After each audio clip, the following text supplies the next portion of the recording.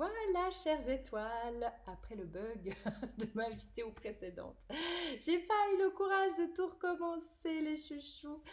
Je voulais donc terminer avec celle d'avant par des fois, ben justement, on peut pas faire comme on voudrait, et puis qu'on est bardé de ces croyances limitantes qui nous empêchent donc de mener certaines actions, d'avoir certains comportements. Sachez vraiment, mes chouchous, que c'est toujours des pensées éducatives de fond, que toutes ces pensées, elles vont générer des comportements et que, en fait, on est complètement identifié à nos pensées. Hein. Je veux dire, à quelque part, on peut se dire, mais c'est fou de s'identifier à certaines pensées, mais voilà, c'est comme ça, on le fait. Donc, apprenons à nous poser des meilleures pensées, des nouvelles croyances. Dites-vous toujours que quand vous êtes dans ces croyances liées à l'amour, vous êtes dans le juste. Quand vous êtes dans des croyances liées au peur, on barre, on barre, on barre.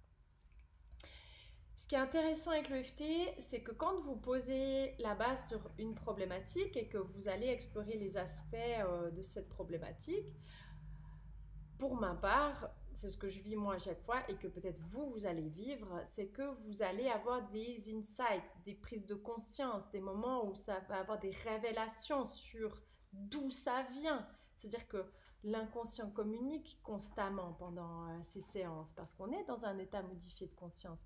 Donc l'inconscient communique et il transmet des fois des idées, des souvenirs, une image et chaque fois que ça vous arrive, pensez toujours à avoir une feuille ou un cahier à côté de vous, d'accord?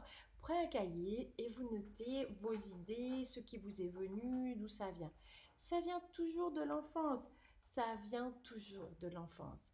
On a fait nos premiers apprentissages avec nos parents, nos grands-parents, avec nos figures paternelles ou maternelles, certes, mais aussi d'autres figures, que ce soit aussi scolaires. Combien j'ai entendu de personnes qui ont vécu des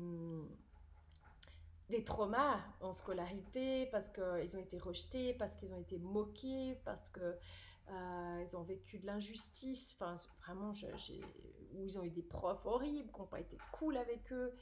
Donc tout, tout ça, ça vous a créé des pensées limitantes de protection.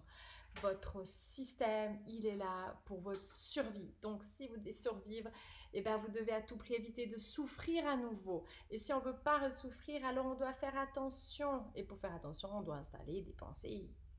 Méfie-toi, attention, tu sais pas ce qui va t'arriver, tu sais pas ce qui pourrait t'arriver.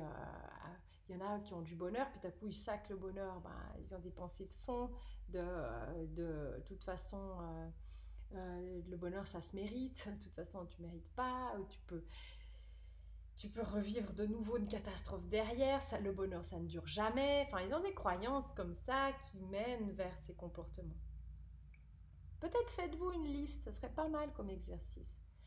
Faites-vous une liste de quelques problèmes que vous avez dans votre vie, de choses que vous sentez que c'est limité, que vous n'arrivez pas à vous en sortir, puis qu'il vous arrive sans arrêt ce même type de schéma ou ce même type de rencontre, ce même type de personne, ce même type de patron. Et regardez un petit peu où c'est que ça bug là dans votre quotidien et vous vous faites une liste. Puis vous notez dans cette liste des problèmes à combien ils sont ces problèmes. Hein? Faites-vous vraiment un quota. Ok, ce problème il est à 8 sur 10, celui-là il est à 6 sur 10. Quand c'est du très profond, allez chez un thérapeute, une thérapeute égale, mais faites-vous accompagner. Quand vous sentez que c'est léger, ben vous vous référez à la vidéo précédente et vous faites vos rondes. Et vous libérez vous-même. Puis si vous avez un doute, vous pouvez toujours me contacter en cas de doute, bien sûr. Mais bon, après, j'ai des centaines de messages, donc peut-être que je ne répondrai pas tout de suite, mais n'hésitez pas. Hein. Je réponds de toute façon, finalement, quand même, constamment aux personnes qui sont dans le besoin et qui ont besoin d'un suivi, qui ont besoin d'un conseil. Je suis disponible. Voilà, j'espère vous avoir été utile. Je vous souhaite vraiment bonne libération à vous, mes chères étoiles, un bon travail à la maison. et de magnifiques libérations. Voilà. Et je vous dis à une prochaine vidéo, bien sûr, sur d'autres thèmes et d'autres accompagnements.